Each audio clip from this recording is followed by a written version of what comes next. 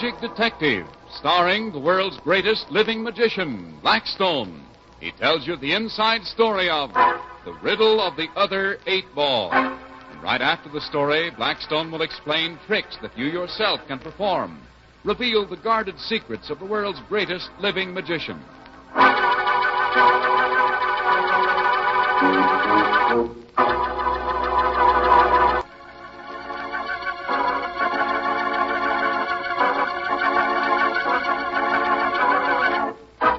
And now, stand by for Blackstone, the Magic Detective. I didn't know you played pool, Blackstone. I must take you on sometime. I'm a humdinger at it. Can almost guarantee to have you win.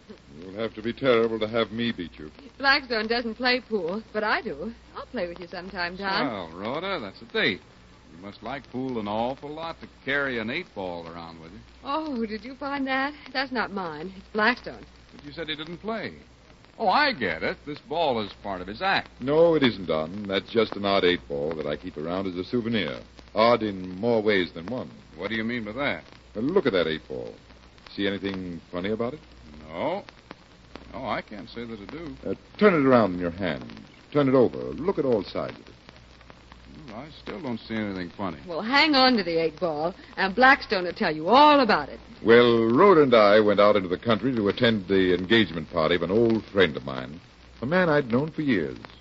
Rhoda and I were standing on a balcony overlooking the river and watching the sunset. Golly, the sunset's beautiful tonight. It certainly is. That sky means it'll be clear tomorrow for the garden party. Oh, good. Hey, there goes the bridegroom down the driveway. There's somebody with him.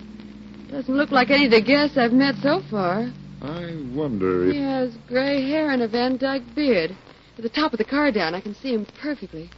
Wonder who it is. Looks like Morton Fairgoods just bought a nice, expensive wedding present for his bride-to-be. The car? Oh, that's not new. I've seen that before. No, your gray-haired, bearded friend is none other than Brevoort, the famous jeweler. Oh, and he must be driving him to the train. Uh-huh. Oh, you remember Mr. Fairgood told us at lunch that he was buying a perfectly gigantic diamond for his gal. He said Brevoort was coming out this afternoon with several stones, and she was going to take her pick when she came out tomorrow. Well, I was a little late to lunch. He must have told you that before I got down. Yeah, I guess he did. Who else was there when he told you about it? Well, the Phillipses and Colonel Anderson and Mr. Barringer and Miss Nelson. I guess that was all. They all heard it? Of course they did. Well, hey, where are you going? The sunset isn't over yet. Fairgood should have had better sense. Oh, look, is there a fire or something? What's the hurry? We're going down to Morton Fairgood's study. Quick.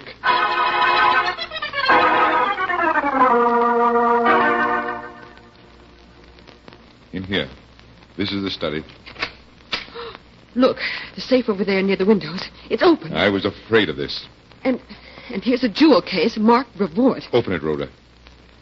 Empty. Somebody has stolen those diamonds. But who? Who could have done it? Almost anyone. 5 people knew that Brevoort was coming and what he was bringing with him. Any one of those 5 could have come in here, lifted the diamonds, gone out again to mingle with the guests. They're all in the game room playing pool, Blackstone. Do you hear the click of the balls? Now, let's go in. You're not going to accuse them all, are you? Fairgood would be sore as an owl. After all, some of his guests are innocent, and they're all his friends. I have a hunch that one of the guests stole the diamonds. It would be a perfect scheme to hide them in the pool room and then come back for them, just before it was time to leave for town. If the jewels were found by some odd chance, it would be impossible to connect them with the thief. Come on. We'll go out through the garden and then into the pool room. So no one will suspect that we've seen the safe? Right. Come on, this way, Rhoda.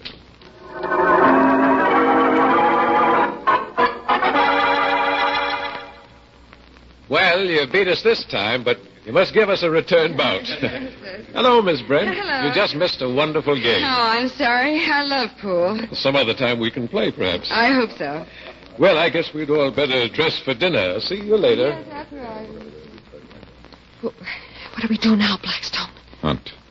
You might start racking the balls, Rhoda. I'll look in the pockets. The diamonds may be hidden in one of them, though that seems too easy. Yeah, it does, doesn't it? Yes. I can't imagine any of these people stealing from Morton Fairgood. They're his friends, and... Well, that's funny. What is it? Here are 2 8-balls. Let me have them. This may be the secret.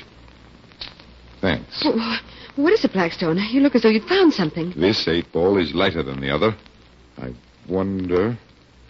Yes. But the 8-ball is unscrewing.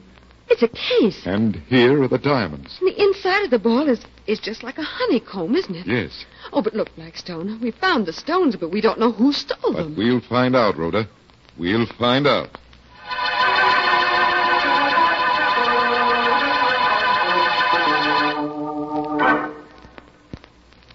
Blackstone, I can't believe it. These people here are my most intimate friends. Why, none of them would steal from me. Then how do you account for the rifle safe and the diamonds in the billiard ball? I can't account for it. I just can't. Did you leave Miss Brent to see if anyone goes back into the billiard room? No. She's in the living room with the other guests. Then we'll never know who stole the diamonds. The thief would go back in there, wouldn't he, and retrieve the extra 8-ball? I think so, but he'd never do it if anyone were looking. That's why I've left the room unguarded. Then we'll never know. I think we will. I want you to go in to your guests and help. A dreadful thing has happened. A dreadful thing. As you all know, Brevoort the jeweler came out this afternoon bringing some diamonds. The stones have vanished. Who in the world could have taken them? I never heard The thing that is worst of all, even worse than losing the stones, is the fact that all signs point to one of you as having stolen them. One of my friends. Oh, that's impossible. I wish it were. If one of you did steal the stones, though I can't believe it possible... But it's the billiard ball. Don't touch that ball, anyone. Don't touch it. Mr. Ballinger, I'm afraid that we'll have to pay a visit to the police. Barringer. You? Yes. Yes, I stole them. Every one of them. Paul Barringer, you're like my own brother. More like the poor relation. You've had everything that I've ever wanted, but I couldn't stand it anymore. You're marrying Elaine. I tried to, but you got her. You! Come along, Ballinger. Come on. It's too late now.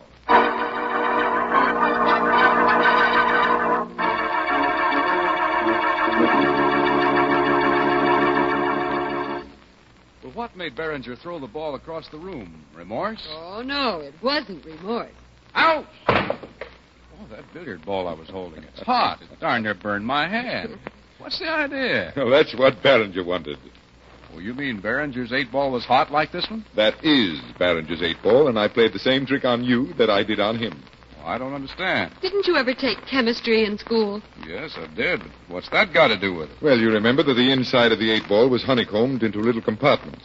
Well, after I removed the jewels, I filled the compartments with water and quicklime. Oh, I remember. Water and quicklime mix develop great heat. Right. Turn into slaked lime, don't they? That's right.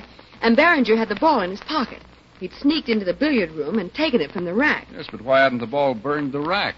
Because it required Berenger's turning the ball to mix the lime and water. The ball was literally burning a hole in his pocket. And into him. And when it got too hot, he couldn't stand it anymore, and he had to throw it away. And throw the whole game away, too. Well, I'll be darned. So another mystery was solved by magic. Well, Blackstone, I see you're going to show us a trick with a glass. Only this isn't a glass, Don. It's a goblet. You ought to know the difference, Don. A goblet is a glass with a stem. Well, anyway, I'm glad it's going to be a trick with a glass or a goblet. Why, Don? Well, because Blackstone won't be borrowing another coin and losing it for Oh. it. But I am borrowing a coin, Don. Let's make it a big one. A $50. Well, if I must. Here. And now a handkerchief. Coming up. One handkerchief. Now we're ready. First, I put the $50 under the handkerchief, right in the very center. Well, I can see the shape of the coin even though it's under the handkerchief. And then I hold the handkerchief over the goblet so that it's covered along with the coin. Right you are. Now what? Now I drop the coin into the goblet. Well, so now the coin is in the goblet, so what? So I'm going to ask Don to hold the goblet. Well, why let Don hold the goblet? Don't I belong in this trick? Yes, but the $50 belongs to Don. Suppose you lift the handkerchief, Don, and take another look at the coin. All right. What? I say. I'll say, the coin is gone. Completely vanished out of the glass. Well, you were holding it. And that leaves you a $50 out, Don. So I'll take a $50 from my own pocket and give it to you. The same $50? No, 2 quarters. And there they are. Well, how did you ever do that, Blackstone? Well, you try to solve the riddle, Rhoda. And if you don't, I'll be back to explain it.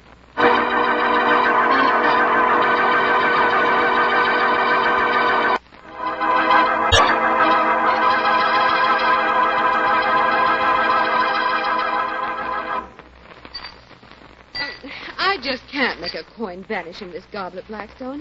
How did you manage to Well, do it? let me have the coin and the goblet, and I'll show you. Only this time I won't use the handkerchief. Well, that's a help, because without the handkerchief, we can see what really happened. Well, here you are, Don. I held the coin over the goblet, under the handkerchief, of course.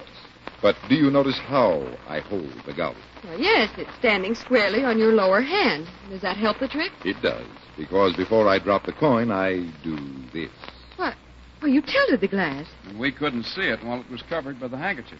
and you've tilted it so far that the coin won't drop into the goblet. That's the secret of the trick. When I drop the coin, watch what it does.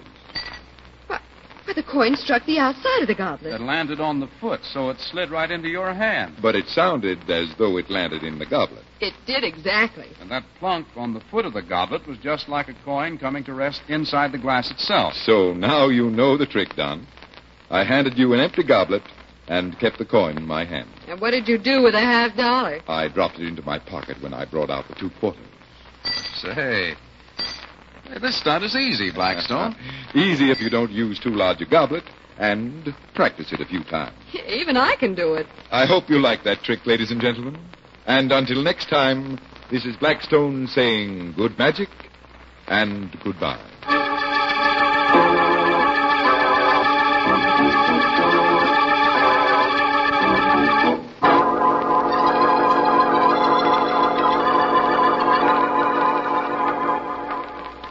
Be with us next time when the world's greatest living magician, Blackstone, tells us the story of the Cellini statuette and explains more tricks that you yourself can perform. Listen in again to Blackstone, the world's greatest living magician.